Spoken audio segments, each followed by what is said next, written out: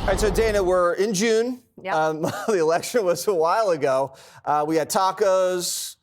We have the Suns giving them advice. How do you think the Democrats are handling this? I think this is a cue for producers everywhere, that this is a story we can do every day from now until the night of election night 2028, because they dug themselves such a deep hole on the issues that people care about the most. So inflation, still an issue, but getting a little bit better. But people are still reminded that they've been paying higher prices since after COVID. You have the immigration issue. Every single day we are dealing with that, whether you can remember what happened at the border itself, or you have a situation like what happened in Boulder, Colorado with a visa overstayer. You have the fact that they spent so much time on climate change that they weren't dealing with the things that people really care about, jobs. And I would also add that the Democrats have continued to support the teachers' unions, while at the same time, America's kids cannot read and write or do basic math. And we are going into a situation where we're going to compete with China. With what? With the robots? I mean, that is a little bit insane. I do think that their big problem, to me, is that Tim Walz is their spokesperson. First of all, nobody could name the head of the DNC. Nobody could say who the head of the Democrats is. Nobody is emerging yet, and we are in June. And I don't see anybody emerging because Harold Ford Jr. refuses to throw his hat in the ring.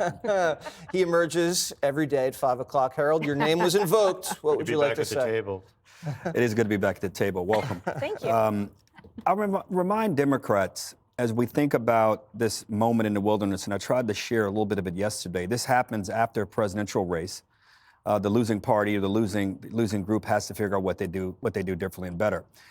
I'm old enough, mature enough to remember there was a time when I didn't think the Democrats would get back to the White House. In the 80s, you had Reagan. Late 80s, you had H.W. Bush to 92. And all of a sudden, this governor from Arkansas appeared and captured the imagination of the party. We have to remember he lost Iowa, lost New Hampshire. It wasn't until Super Tuesday that basically the biggest group, the most reliable group of voters in the Democratic Party, black voters, gave him victories in big states across the South and really rekindled his campaign. Republicans were out of control in the House of Representatives for 40 years, from 1952 to 1994, excuse me. And it took, or 40 years, it took Newt Gingrich and the contract with America to revive Republican relevance and when it comes to that kind of politics. In 2008, people thought after Obama that Republicans couldn't get organized, that Republicans didn't have a bench. Then your father-in-law came along and did something to the political system that upended it all. And we're seeing it now. Middle class and working class, reliable Democratic voters are now voting for a Republican. I would argue President Trump almost supersedes the political party system. He's a Republican, but he's bigger than that in many ways. That's the future of politics. He has ideas. I don't agree with all of your father-in-law's ideas, but I got to tell you, he has a way about him where if he thinks it's going to work, he'll stick with it. If he doesn't, he's willing to change and to adapt to what the country wants. We as Democrats have to understand that going back to the old ways won't work. We've talked on this show, tactics, spending money to figure out if we should do podcasts. Let's get a purpose again. Let's get a set of ideas again. You said it well the other day. Let's get a reason. And then you can think about the tactics. We are still smart on taxes and the economy and education. We just got to be bolder. And if we're not bold, we're going to be having this silly conversation for a much longer time than I want to. Laura, he brought up flexibility, and that's always good to have when you're a politician sometimes. Why can't the Democrats be a little more flexible and listen to the voters and say, hey, maybe we're going to pivot back a little to the center? It's a great question, and maybe Harold wants to opine on that. But look, I think the problem they're having right now is that there are two different groups within the Democrat Party, right? You have the people who want to be a little more reasonable, Harold, and then you have the very far left wing of the party that is very radical. And I don't think most Americans can align with that. And it turns out, I love to see the way they freak out over this new polling and over this new information that Americans like what they see with Donald Trump. I think for the first time in 20 years, 50% of the country thinks we're on the right track, thinks that things are going well in America, and they believe in this president. When you have gaslit people and lied to people like the Democrats did for really the past 10 years with Donald Trump, but now you start to see the result. You see that inflation is going down. You see that we actually had a great result whenever it came to our trade deficit. We almost slashed it in half between the months of March and April. when things are moving in the right direction, Americans feel it. They can feel the restoration of this country. They can feel the strength of this country.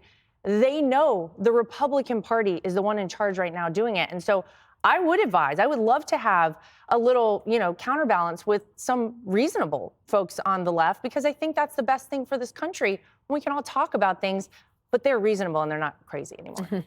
Greg, I know you like to really hash over these poll numbers. Take us on a deep dive, what you're seeing on these polls. Well, first off, I want to say the tie is amazing and happy Pride Month. Thank you very much. Happy I'm Pride glad Month, he America. remembered. I sent it to him a few weeks ago. All right, so here's the problem. This is different. The damage is done. The Democrats always thrived on hoaxes, assuming that by the time the big lie would be exposed, whether it would be Russian collusion or the Fine People hoax, they already got what they needed. The emotional impact of the lie resonated. The truth didn't matter. It's based on that understanding that and working in the press office. The big story always lands on the front page. 2 weeks later, the corrections on page B7. Yeah. That's how it worked. The New York Times and the Washington Post still have their Pulitzers for the alleged Russian interference story, even though we know it's BS. But then something happened, and this is why it's so different. Tapper's book came out, and he deflates this hoax. But it was a hoax that we already knew, but his audience didn't.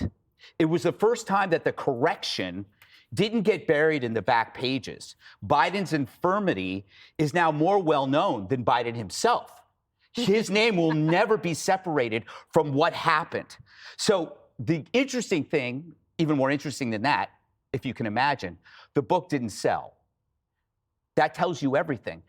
His audience, Jake's audience, was just informed that they were stupid, that they were gullible, that they just got taken.